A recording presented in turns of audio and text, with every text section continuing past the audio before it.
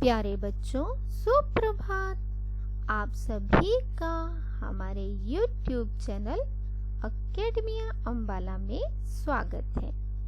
बच्चों, आज हम पढ़ेंगे पाठ 10 मुझ में भी जान है। तो आइए पाठ पढ़ना शुरू करें। रशीद के पिता रोज जंगल से लकड़ियां काट कर लाते थे। लकड़ियां बेचकर जो पैसे मिलते थे उनसे ही उनका गुजारा होता था। एक दिन रशीद के पिता की तबीयत ठीक नहीं थी। रशीद ने कहा, अब्बू, आज मैं लकड़ियां काट लाता हूँ। अब्बू बोले, नहीं बेटा, अभी तुम छोटे हो। रशीद ने कहा, अब्बू, आप फिक्र ना कीजिए, अब मैं बड़ा हो गया हूँ।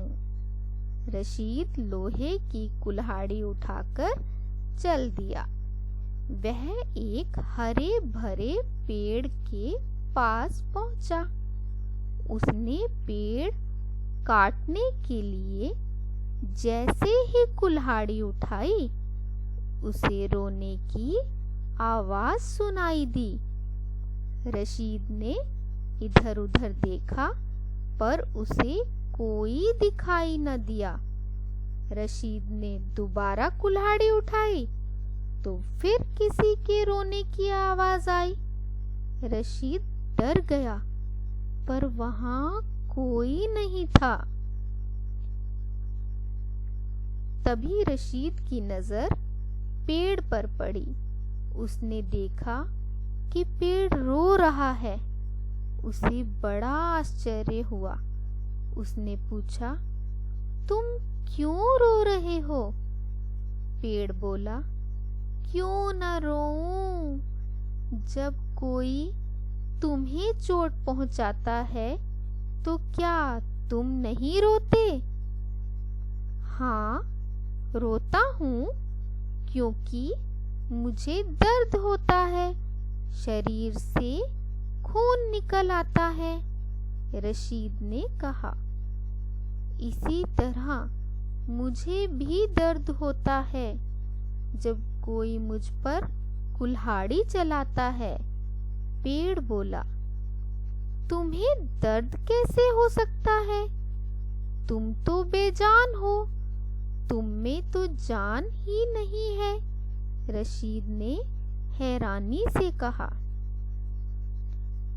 पेड़ बोला, किसने कहा कि हम पेड़ों में जान नहीं होती?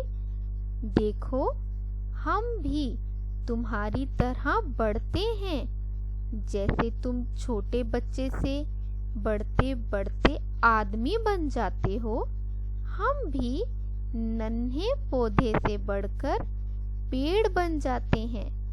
तुम्हारी तरह जीवित रहने के लिए हमें भी हवा, पानी और भोजन की आवश्यकता होती है। हाँ, हम तुम्हारी तरह चलते फिरते नहीं हैं। पेड़ की बातें सुनकर रशीद की हैरानी और भी बढ़ गई। वह बोला,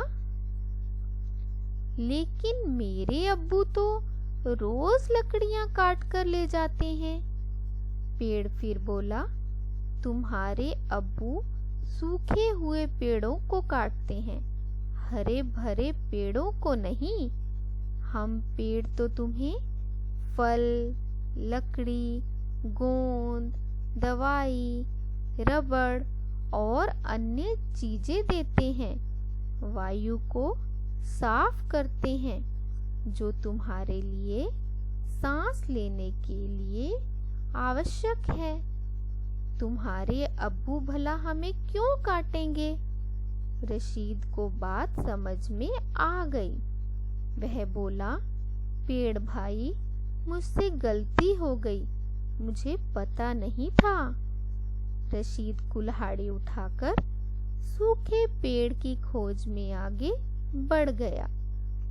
बच्चों, पेड़ हमारे लिए बहुत ज़रूरी हैं, इसलिए पेड़ों को कभी मत काटिए और जहाँ पेड़ कट चुके हैं वहाँ पर नए पेड़ उगाइए, नए पौधे लगाइए।